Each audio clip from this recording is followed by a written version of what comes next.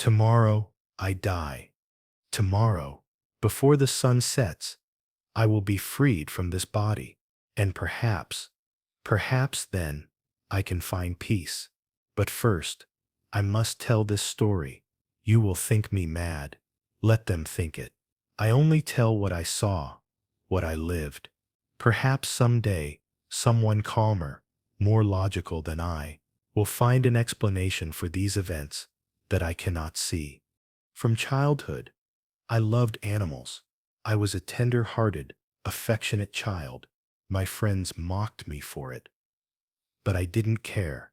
The loyalty of animals, their unconditional love, was far more valuable to me than the superficial friendships of humans. Our home was practically a zoo. Birds, fish, a dog, rabbits, a monkey, and a cat, a black cat. His name was Pluto, named after the Roman god of the dead. How ironic, isn't it? Pluto was large, beautiful, entirely black, not a single white hair on him, and remarkably intelligent. My wife often joked about the old superstition that black cats were actually witches in disguise. She was joking, of course, or so I thought. Pluto was devoted to me. He followed me everywhere. At meal times, he would rub against my legs under the table. At night, he would climb into my bed. He would even follow me through the streets, just like a dog. This love lasted for years. We were happy for years, until the darkness inside me awakened. Alcohol, damned alcohol, slowly, insidiously. It took hold of me. At first, I drank occasionally, then every evening, then during the day too. And as I drank, I changed. I became irritable, nervous, evil. I started yelling at my wife. Then I raised my hand to her. I began mistreating my animals, all of them, except Pluto. I didn't dare touch him. Not yet. But one night, I came home excessively drunk. Pluto avoided me. For the first time, he was running from me. Perhaps he sensed my drunkenness, my transformation. I tried to catch him. He became frightened and bit my hand. A small bite, insignificant. But in that moment, a demonic rage swelled within me. It was as if my body had been taken over by someone else. I took my knife from my pocket, opened it, and I cut out one of Pluto's eyes. When I woke the next morning, I was filled with horror at what I had done. I wept for Pluto, for myself, for the human I had lost. But the alcohol made everything fade, and I continued drinking. Pluto recovered. Now he had only one eye, and he feared me. He ran from me. At first this saddened me. Then it began to anger me. There is a strange impulse in the human soul, the impulse to do wrong, simply because it is wrong, even knowing it will harm us. Perhaps this is why we were expelled from paradise. This impulse took hold of me. I knew what I had done to Pluto was wrong, and precisely for that reason, I wanted to do worse. One morning, in cold blood, I slipped a noose around his neck, and I hanged him from a tree in the garden. I hanged him while I wept, tears streaming down my face as I hanged him, because he had loved me, because he had never done me any harm, because I knew this was a terrible, unforgivable sin. That night, my house burned, completely burned. I lost everything. My wife and I barely escaped. They never found the cause of the fire, but I knew it was punishment. It was Pluto's revenge. Only one wall of my house remained standing, my bedroom wall, and on that wall, as if etched into the plaster, was the figure of a gigantic cat with a rope around its neck.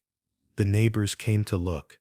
They tried to find logical explanations, but I knew the truth. Months passed. My conscience gave me no peace. I searched for Pluto. I searched for a cat like him. One night, in a tavern, I found a cat almost exactly like him. Black, large, affectionate. The only difference was a vague white spot on his chest. The tavern keeper didn't know the cat, didn't know who it belonged to. I took it home. My wife immediately loved the new cat. The cat loved us too, especially me. Just like Pluto, it wouldn't leave my side, but I began to hate it. Its love suffocated me, and that white spot, every day it became clearer. It was taking shape, the shape of a gallows, the shape of a hanged man, and the cat was missing one eye, just like Pluto. This couldn't be coincidence. This cat was Pluto. He had returned for revenge. Every night I had nightmares. The cat would climb on my bed, sit on my chest. I couldn't breathe. I was suffocating, and that white spot, the gallows, became clearer every day. I had to get rid of the cat, but my wife wouldn't let me. She loved it too much. One day, we were going down to the cellar. The cat got tangled in my feet. I almost fell down the stairs. My rage exploded. I grabbed the axe, raised it, but my wife caught my arm. She tried to stop me.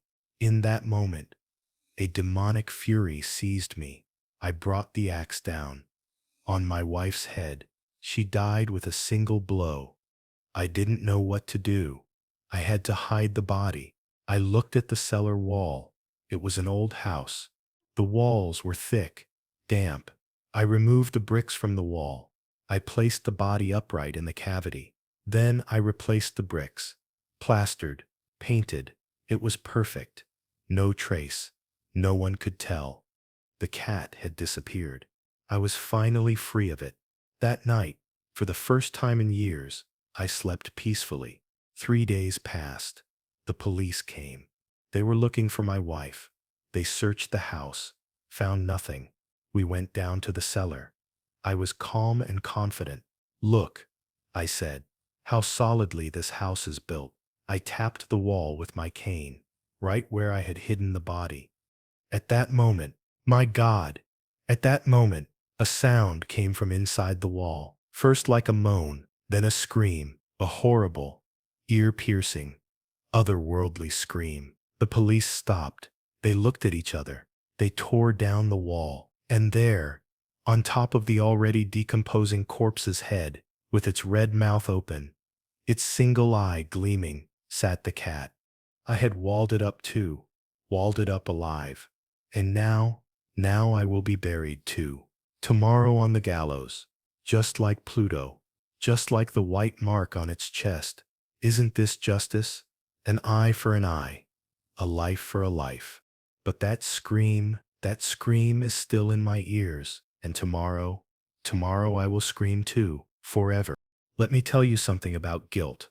It's not just a feeling. It's a living thing. It breathes. It grows. It feeds on your sanity until there's nothing left but the echo of your crimes. I know this now. Too late, but I know. They say every man has his breaking point. Mine wasn't the alcohol. It wasn't even the first murder. It was the second, because the first was an animal, and society forgives that. But the second was my wife, the woman who stood by me through my transformation from man to monster. She deserved better. They both did. You want to know the real horror? It's not the cat. It's not even the supernatural elements you might think you see in this tale. The real horror is how easy it was. How one small act of cruelty led to another and another until I couldn't recognize myself anymore. The bottle made it easier, yes, but the darkness was always there, waiting. I remember the good days sometimes. Before the drink took hold, Pluto would sit on my lap while I read, purring so loud my wife would laugh from the next room. She'd bring us both treats, fish for him, cookies for me. We were a family. A strange one, perhaps, but happy. God, we were so happy. But happiness is fragile. One crack, and it all shatters. My crack was pride. I couldn't admit I had a problem, couldn't ask for help, and so I drowned it in whiskey instead. Drowned everything good and pure, until only the ugliness remained. The second cat, I know what you're thinking. Coincidence. But there are no coincidences in this world. Everything has meaning. Everything has purpose. That cat was my judgment, my jury, and ultimately, my executioner. It knew what I had done. It knew what I would do. And it waited. The white mark on its chest grew clearer each day. At first, just a shapeless blob.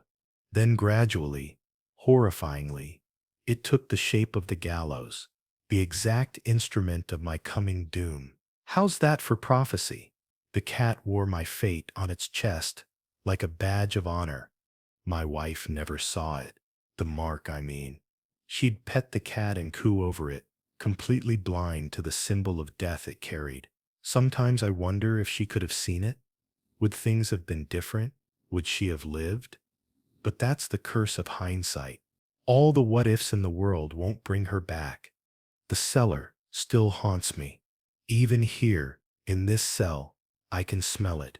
Damp earth and old stones. The perfect tomb, I thought. I was so careful, removed each brick with precision, calculated the exact space needed, replaced everything so perfectly that even I couldn't tell where the original wall ended and my modification began. But I forgot about the cat. Or did I? Sometimes, in the dark hours before dawn, I wonder if I walled it up on purpose. Some twisted part of me wanting to be caught, wanting to be punished. Because what's the point of a perfect crime if no one knows you committed it? The police were almost leaving. They were satisfied. They complimented me on my composure, on my cooperation. 3 more steps, and they would have been up the stairs and gone. But I had to tap that wall, had to boast about the construction. Pride again. Always pride. The sound that came from behind those bricks.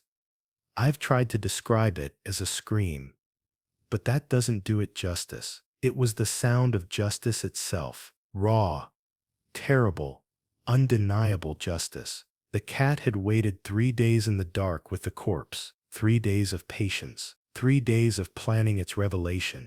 When they pulled down the wall and the cat sat there, on my wife's head, its single eye blazing at me, I swear it was smiling, not a physical smile.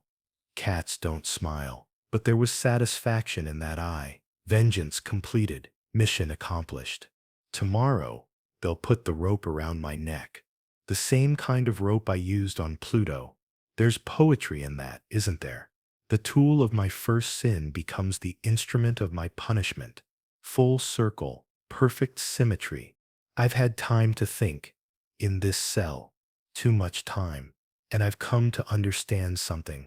The cat, whether it was Pluto returned or just his avatar, it was never the villain of this story. I was. The cat was just the universe's way of balancing the scales. They asked me if I wanted a priest. I said no. What's the point? No amount of confession will wash this blood from my hands. No prayers will silence that scream in my head. Some sins are beyond forgiveness. Mine certainly are. But I'll tell you a secret. Sometimes, late at night, I hear purring. Soft, content purring, like Pluto used to make when he was happy. And for just a moment, I remember what it felt like to be loved, to be worthy of love. Before I destroyed everything, the guard is coming. Dawn is breaking. My time is almost up. If you learn anything from my story, learn this. We all have darkness inside us, every single one of us. The difference is what we do with it. Some people control it, some people channel it, and some, like me, let it consume them. Don't be like me. The rope awaits. The crowd has gathered. They've come to see justice done, to see the monster hang, and they're right to come. This is justice. This is what I deserve. But as I walk to the gallows, I have one last thought, one final question that will die with me. Was it really Pluto, or was it my guilt made manifest, my conscience given form? I'll never know, and perhaps that's the cruelest punishment of all, the not knowing. The black cat watches from the crowd. I see it there, sitting on a wooden crate, its single eye fixed on me, waiting, always waiting. Even in death, it seems. I won't escape those eyes. The noose is rough against my neck. Hemp, they tell me. The same material I used all those years ago in my garden. The symmetry is perfect, too perfect, as if some cosmic author planned it all from the beginning. My last words, let them be these. Beware the weight of guilt. It's heavier than any chain, stronger than any prison. It will find you. It will claim you. And in the end, it will destroy you. The floor drops. The crowd gasps. And somewhere, in the distance, I swear I hear a cat's satisfied purr. This is the end of my confession, the end of my story, but perhaps not the end of the curse. Perhaps somewhere, in another house, another man is looking at his pet with growing hatred. Perhaps the cycle continues. Perhaps it never ends. Remember my tale. Remember what unchecked cruelty becomes. Remember that every action has consequences, even if they come in forms we don't expect. Remember the black cat. Most of all, remember that we create our own monsters. We nurture them with our choices. We feed them with our sins. And eventually, inevitably, they devour us. The sun has risen. The crowd disperses. My body swings in the morning breeze. And somewhere, a black cat licks its paws, its work complete. Justice served. Balance restored. Until the next time. Because there's always a next time. There's always another soul teetering on the edge of darkness, whiskey in hand, rage in heart, and the black cat waits, patient, eternal, ready. This was my story, my confession, my warning. Heed it well.